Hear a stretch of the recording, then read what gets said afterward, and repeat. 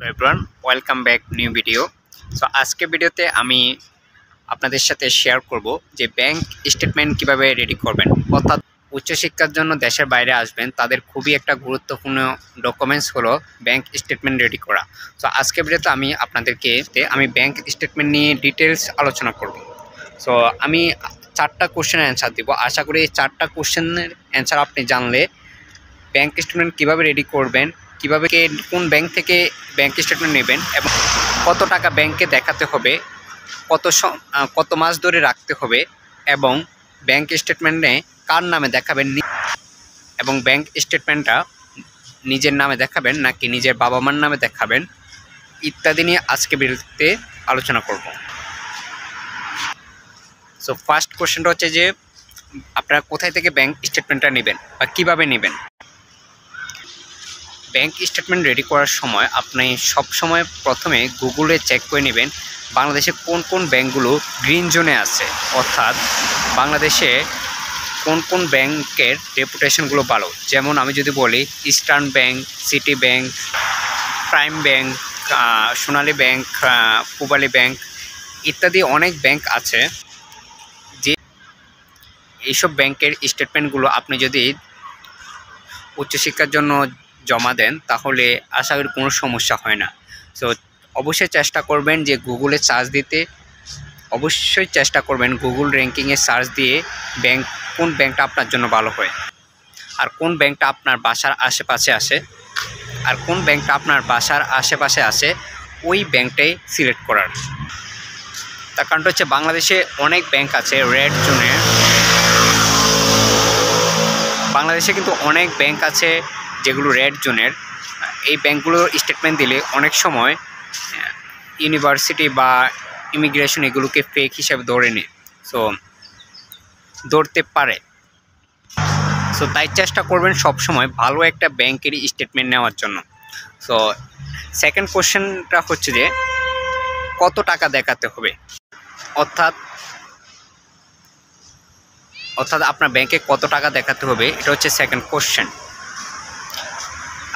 এটা হচ্ছে আপনি কোন দেশে যাচ্ছেন ওইটার উপর ভেরি করে, কারণ এক এক দেশে রিকোয়ারমেন্ট এক এক রকম। তার কারণটা হচ্ছে যে আপনি যদি ফুললি ফান্ডেড স্কলারশিপ পান আপনার ব্যাংক স্টেটমেন্ট দেখানোর প্রয়োজন হয় না। সো যারা সেলফ ফান্ডে পড়াশোনা করতে যান তো তাদের অবশ্যই ব্যাংক স্টেটমেন্টটা প্রয়োজন এবং এটা আপনার দেশ এবং ইউনিভার্সিটির উপর ভেরি করে আপনি কত টাকা দেখাতে হবে। সাপোজ বর্তমানে আমি আছি গ্রিক সাইপ্রাসে। তো গ্রিক সাইপ্রাসে আপনার সর্বনিম্ন অর্থাৎ অ্যাটলিস্ট 7,000 ইউরো দেখাতে হয়।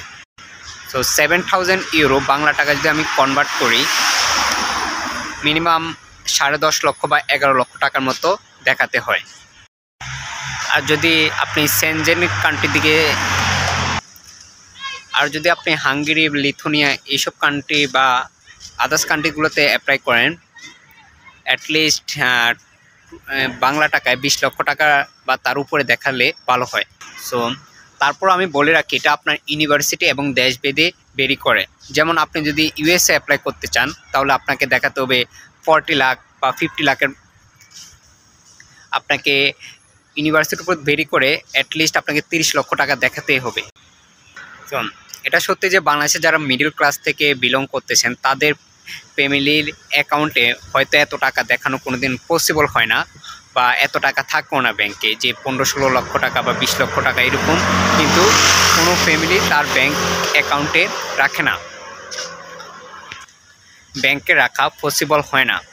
তো এই সময় আপনি কি করবেন? তো আপনারা চাইলে বিভিন্ন ব্যাংকে গিয়ে কথা বলতে পারেন।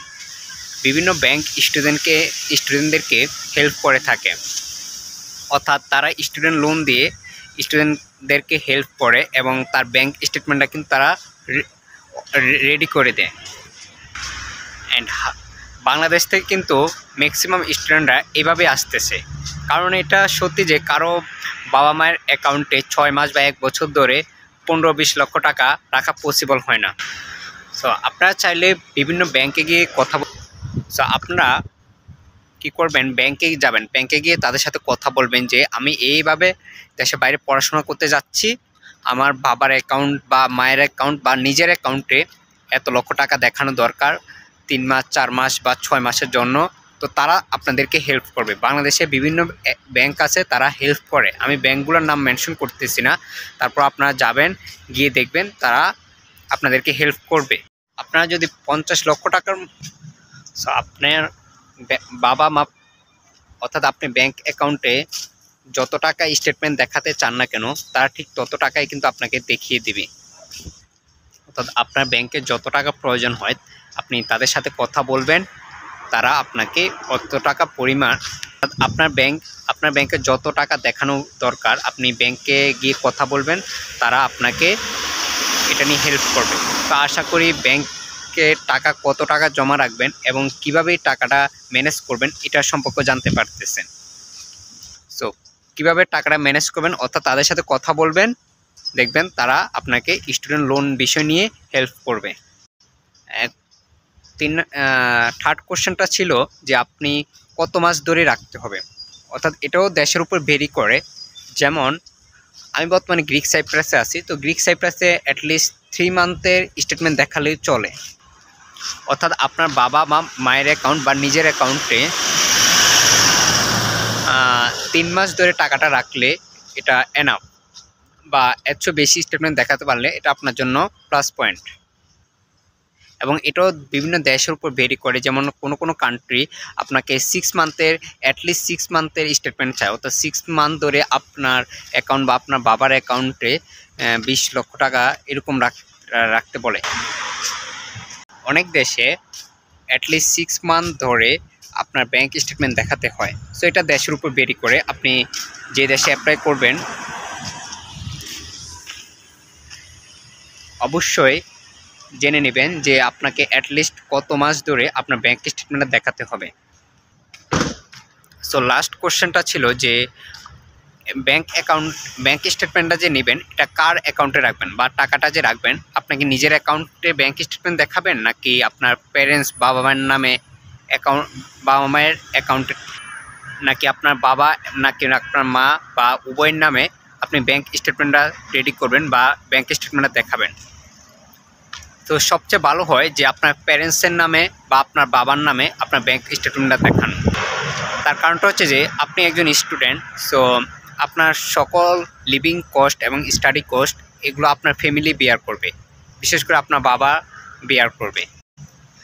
সবগুলো খরচ আপনার বাবাই কিন্তু বহন করবে। তো সেজন্য আপনি যদি আপনার বাবার অ্যাকাউন্টটা দেখাতে পারেন ওইটা পারফেক্ট হয়। বাবা বা মায়ের অ্যাকাউন্টে দেখালে এটাও পারফেক্ট হয়। আর যদি বাবা বা মায়ের অ্যাকাউন্টে দেখানো পসিবল না হয় তাহলে,